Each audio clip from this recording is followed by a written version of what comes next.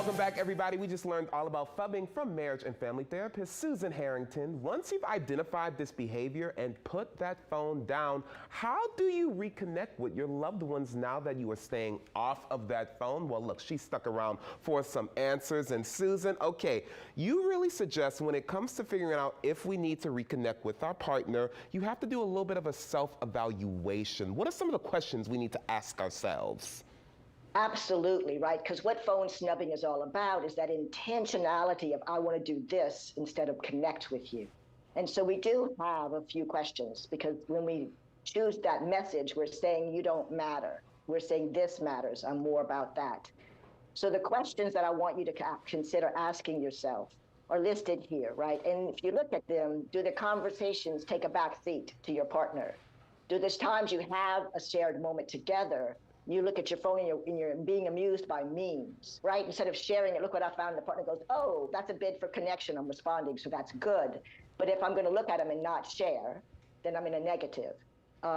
If I'm holding back, I forget to tell you something because I'm so enthralled with my phone that I'm more about it and my brain goes on zone out, right? That those are important. We have a couple of others. If the scrolling time that you're doing is more important to you than the couple quality time, because that's how the less intimacy, the emotional disengagement, those things happen. I devalue couple time. And again, everybody, this is questions you need to be asking yourself, not necessarily your partner, because you have to do that self-evaluation before you figure out, Correct. Do I need to do this with my partner? Do we need to reconnect? The answer is yes, okay? And you suggest that instead of zoning out on a conversation, zone in. But look, it can be hard to put our phones down, but you have a few guidelines if you're dating a phubber or you are the phubber on how to prepare for what you call a brain reset. What are those guidelines? So correct, and this is even good if double phubbing is going on because then you can do it together and it's a repair. So what happens when we're phubbing is we're actually doing, we're getting caught in attachment injury. And so a brain reset is a simple matter of doing a dopamine detox. So consider things like preparing. So when you want to prepare for this, you want to realize that I am going to detox off of my phone. So take it a little bit of a time. That's an anxiety-making event. Choose some self-care behaviors you can do instead. Like maybe y'all can go for a hand-in-hand walk together. Then tapering is literally I do 8 hours of cell phone searching and looking and lurking a day. Well, then you might want to drop it down an hour a week. Pick something that's reasonable and successful for you. And then you want to right, you don't want to do it all at once, that won't work. And then replace, right? So choose some pleasurable, healthy activities you can do instead of picking up your phone.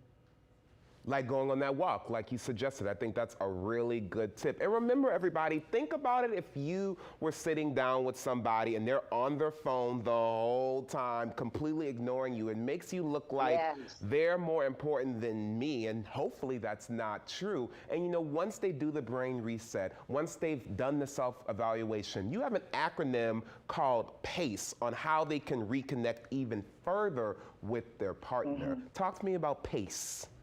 So pace is really important. First, you want to be present, right? We want to talk with people. Put your cell phone out of reach. Turn the notification sounds off even, and you don't hear it. Your brain won't get triggered because you won't hear it. Then acknowledge that my partner is here with me. They're making some subtle cues like a smile or a wave or a glance or a flirt, something. So acknowledge it. Say, hey, I saw that, right? Those bids for connection, repair attachment injuries. And then connect with them. Make an effort at doing the quality time with the couple as opposed to the phone. And finally, engage. So you want to embrace any physical connections. You want to embrace any nonverbals like eye contacts. You want to smile together. You want to go be teammates. Go in the kitchen and cook together, or do some activity at home, or play with the children if you have children. Take care of the pets. Do something that is away from the phone. And those things will help in that tapering time. But you know, sometimes when you're on a date, speaking from experience here, right, there is a lull in that conversation, right? Sometimes you'll reach for your phone to just check something. Maybe it's just the time or something like that. We're not saying completely take the phone out of the relationship, but what is that one sign that this is a deal breaker in this relationship, whether you are being phubbed or you are the phubber? So phubbing, like I talked about my wife earlier, I don't consider what she does phubbing because her intention is not to ignore me. That's the difference. It's the intentionality that causes the harm. So if I'm doing it because I don't want to talk with you, if I'm doing it because this is awkward, like you said on the date, that tells me about your life a little bit there, Malik.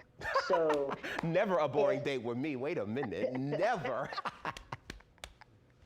so if I'm sitting across the table from someone and they want to choose to look at their phone instead of me, and I might say, well, this is a little awkward. I'd make the pink elephant alive. I would not make it a silent kind of disappearing event, a ghost. I'd say, well, this is a little awkward, this silence, and then a little laughter might happen, and we might have a little more fun and talk about it instead. It's all about the intent. I think that is so powerful. Susan, thank you so much for sharing this knowledge with us. And look, if you need more advice on reconnecting with your partner, you can contact Susan Harrington about her teletherapy services. Just log on to MaisonVieLA.com for more information. Stick with us, everybody. We'll be right back.